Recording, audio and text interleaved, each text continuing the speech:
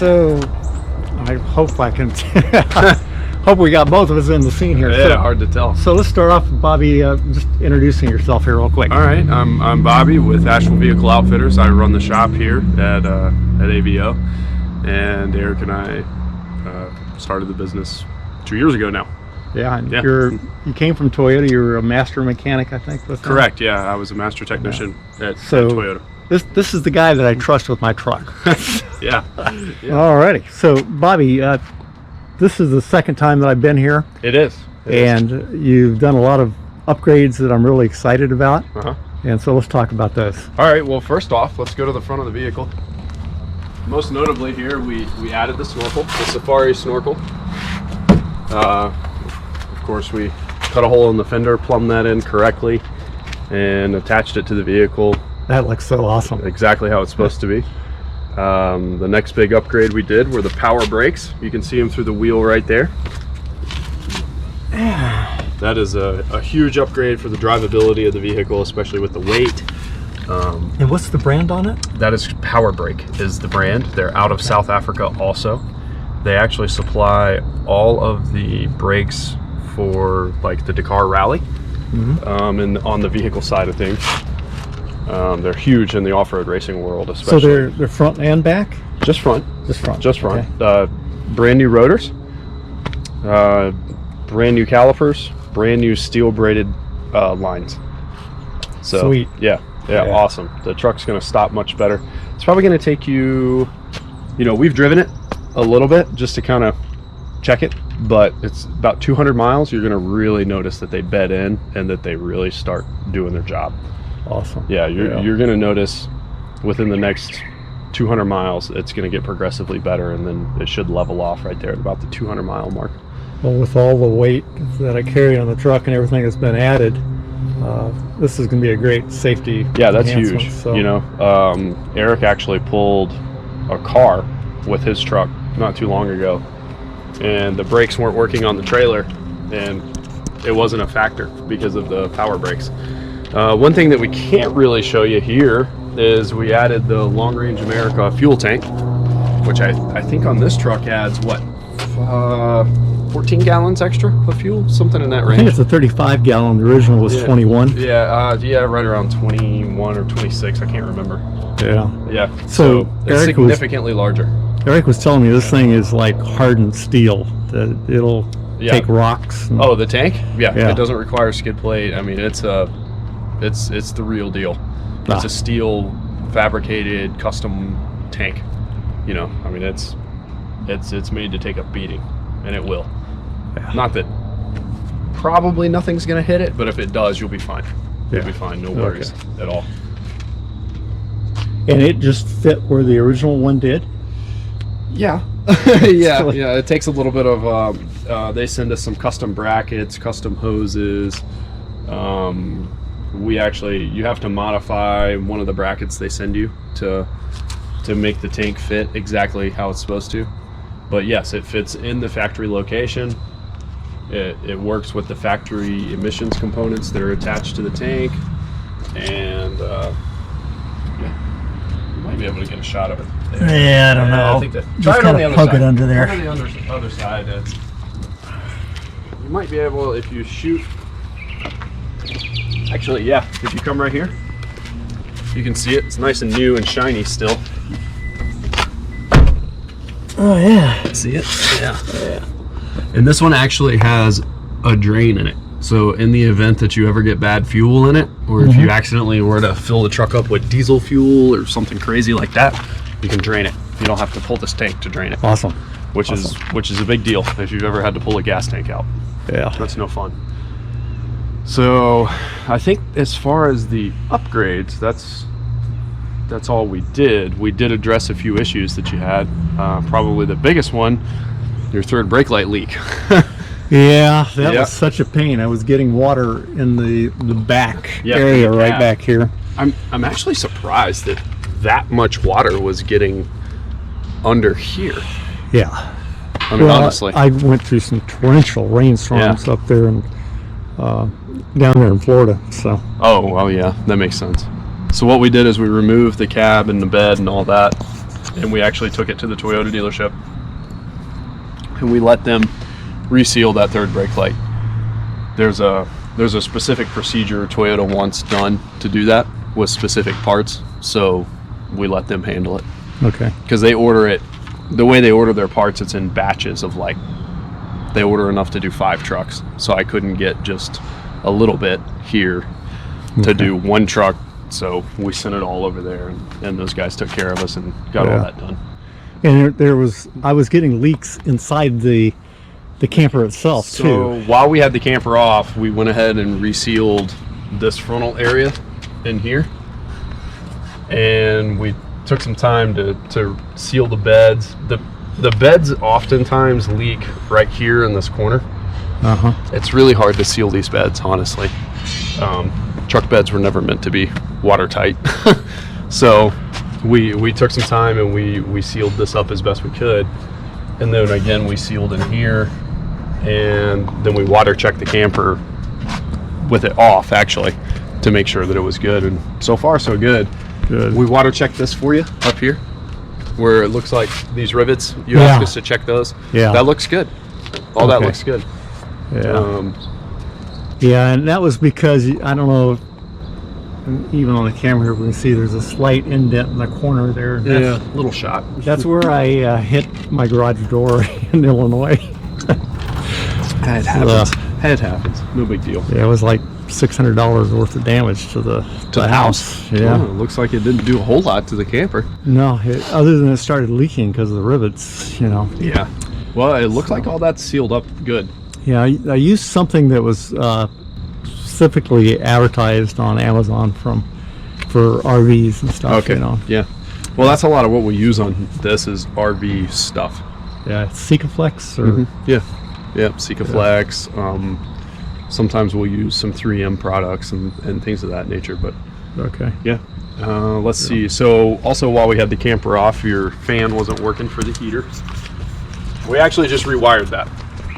We couldn't figure out where the problem was, so we just abandoned the old wire, removed it completely, and we ran a new one. And now it works. So now it works. Now it works. Fan works like it should. Hear it? Feel it? Yeah. Oh yeah. Much better, huh? Oh yeah. Yeah. So that is good. You'll need that. We didn't do anything with the water pump over there. No, that guy seemed to be doing what it needed to be do. We talked about maybe moving it over here to this side where I'm standing. Yeah. Because the shower curtain's over here. It is. We're actually still putting them on that side because it works with our pumps the best that we use. With the water tank here. Yeah, and what we do is we just use a longer hose and drape it out the side. Yeah, well, I can live with that, and that's no problem. I'm too much of a wuss. I don't take a shower. I don't take a cold shower with this anyway. I just don't When shower. it gets down to 30 degrees, you don't take showers? No. When it's 100, I don't take showers. I got you. I hear you there. But I only go out for about 3 days at a time, so I'm not so gross when I get home. Yeah, so that's good. We did put some more sealer in here. So if you're back here digging around, it may still be a little bit tacky. Okay. Just beware. I'm going to load it up tonight. Okay. So okay. That's good. And the refrigerator, you did something with the refrigerator, right? Ethan did? What did he do? I think it's now so that I can open both lids and they won't fall back shut. I think, let me see, he did something there. Yeah, see how it opens all the way? Before, it was hitting the lip right here and wouldn't open all the way, and then I'd struggle to keep it up. Right. It's just such a little thing, but it means it's going to really help. It means the world, yeah. So we looked at your goose gear. It sounded like this was your rattle, and kind of anything that we did there made it not open. So you mean open the little latch? Yeah. So the hatches. Best course of action there is just put stuff on top of it, make it shut up. Okay. That's what I would do. So we did fix your solar. We completely rewired the roof, because what the problem was before, and we didn't realize it at the time, is you have 2 panels. The RedArc is only rated for about 30 volts of solar, and the way that we had that wired is we were in we were in series wiring, which increased the voltage past what the RedArc was really wanting to see. So what we did is we wired everything down into parallel. So so you're good to go. And we've completely tested that now, and it's happy. It's happy. I'm glad. I mean, it's ready to roll. I'm sure that you missed your solar. Keep that. Yes, I have. Yeah. The only way I could keep the solar going was, you know, to run the truck down the highway. Right. Yeah. So. Keep that second battery charged. Yeah. No, the solar's working 100%. The RedArc recognizes it, and it's happy with the way it's wired right now. But we we took all the wiring off the seat, off the roof, threw it away, started over. Great. So, Great. I mean, if you, it's hard to see. If you step up on the tire, you can see it. But yeah, it's there, and it works. We added your propane, auxiliary propane tank. Yeah, we were just talking about that. Yeah. So it is right below the heater intake exhaust right there. Yeah. Do you think I can put a 10-pound tank there instead of a 5? I'd try it. You know, you can try. Or maybe put your 10 over there and put your 5 here. Well, what I was thinking, if I can carry 2 10s, why not? Yeah. You know? No, 100%. Especially in the really The only cold thing you weather. need to watch is right here. This door, we tightened it up a little bit, but you know how those tethers are, they tend to creep. Oh, I see this. Yeah, you just little thing, pin there. Yeah, this could get into that. Okay, I usually been trying now to use a bungee cord to keep it slightly closed. Yeah, and these tethers, well, they'll creep on you, but you can adjust them, you know, and you can actually shorten it up and keep the door more like that. So how do you adjust that? Just the let's see here. Okay, I got it. Yeah, you just right here. Oh, I just made it longer. I always thought that puts a lot of stress on things when the wind really catches it. So that's why I've been using the bungee cords there too. Well, that's always a good idea. Yeah. I usually, there it is. That's probably a little bit shorter. So Bobby, where can I get a 10-pound tank? Try Camping World. Okay. There's one locally, just one exit down. We actually, that's where we buy our tanks. We get them from Camping World. We run down there and buy them as we need them. Okay. No issues. When the holder is new, as you know from last time, you have to really give it a good go to shut this thing. Shut it. Yeah. Okay. But other than that, it goes right in there. Alrighty. Yeah, good to go. Sounds like I'm good to go. I think that you are. Oh, we swapped out your SPod screen. Oh yeah. Yep. Tell me about that. Swap that guy take- out to the full touch screen there. So Yeah, I'll let you turn it on there. see if she'll wake up. There we go. Oh, great. Yeah. Is it set up to do anything right now, or do I have to program it, or? No, it's there. You have low beam, and then high. Yeah, let me show this here. Yep. There you go. And the cool thing about this touch screen is you can go into the setup menu, and now it's fully customizable. So you can go in and you can set certain switches to do different things. You can dim it, you can strobe it, you can name your switches from here. You can actually link multiple screens together. Ooh. So if in the future you ever do like scene lighting around the camper or anything, we could actually take a cable, put another screen in the camper, and then you could control everything from there. Wow. So that's the big reason we like to go with these. Yeah, they're great. So show me once again how you turn it on. So if it doesn't come on automatically when the truck starts, a lot of times they will. Once they see the voltage increase as the alternator comes on, you just touch it and it'll come alive, and you can do whatever you need. And then when you want, you just press the off button. Okay. So it's off. Now it's on. There you go. Now the switches, I see the LP says low and LP6 says high. Yeah, over there in the corner. Yep. Okay. So you can go in and name these switches different things. If we add things, like if you were to add ditch lights or a light bar, we could say, okay, you know, switch one is light bar. Go in and name it light bar. And there we are. Okay. It's easy. And then if we ever change those circuits under the hood, we can go in and rename them really easily. Okay. Yeah. There's no, you know, buy a new switch or anything like that. There was also a cable for the bug out panel. Yes, we added that. Yep, it's right here. and we left it full length. So you have quite a bit of lead there. It's right there bundled up. It is tied into the solar wiring that was already on the truck. So this right here? Yep. So you'll take this out. That's the fuse for the solar. That'll fuse both the solar panels on the roof and your bug out panel. Okay. And then right here is your lead. All right, and then I just take it over into the. Yep. So you'll remove this little cap off that, plug it in. Okay. You're good to go. And then we just kind of tucked it in right here for safekeeping. And I hope I left the solar panel here on the truck. I think it's behind the refrigerator. I'm gonna have to check. Okay. All right. We did an oil change for you. Oh, great. Factory filter and whatnot up there. No big deal. Actually, you can see right here the vehicle is charging on solar currently.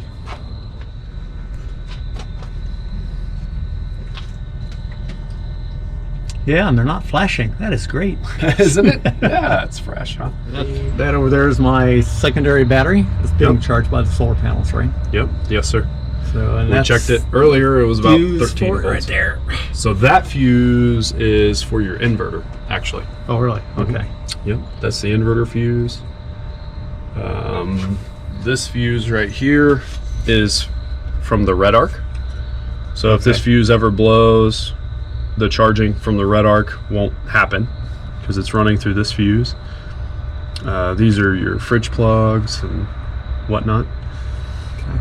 Yep, but that one's for the inverter, the big inverter in the back. We had to run some mega wire to that guy. The yellow switch right there, Bobby, what's that? That is for the camper. So that kills the power to the camper completely, 100%. Including the inverter? No, not the inverter, because it is switched separately, or it's fused separately right there. Okay. Yep.